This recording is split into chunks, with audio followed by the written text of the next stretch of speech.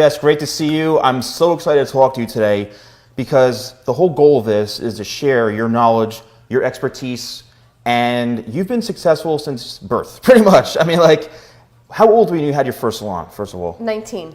19. And now you're working on what, like your third or fourth? Combining into salon number 3 within 2 locations. Okay.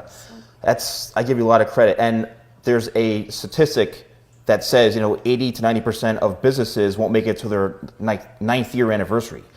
And salon owners need to hear, why or what they're doing wrong. You know what I mean? There's so many salons that are closing down, and I think talking to you would be great because you can share your expertise. So what are some of the things that you've done to this point or you think is important to become successful as a salon owner?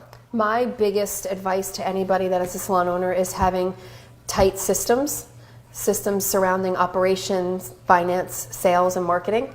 Without that, you really are it's a recipe for disaster. Keeping in with your education program and keeping a really great culture within the staff is number 1, and that comes from the top. So establishing that culture early on of working together to get the job done, like Bob the Builder. Like be a leader, right? Yeah. Like you said, it's interesting you said it starts from the top, because I think a lot of salons, it comes from the owner just not having a clue, or they're so busy working behind the chair that they just can't dedicate their time to actually running the business. And that's where they might have a manager, and then there's just so many different layers, but you need to be a leader. So that's amazing that you're saying that. Employees, right? Sometimes employees want to leave. They go, I'm going to leave your place and find a better salon down the street and this and that. Like, how do you keep your employees? Again, I think it goes back to culture, having a team-based organization where it's about the team. I always look at things from a perspective of how can I make their life easier? I serve them and I work for my employees.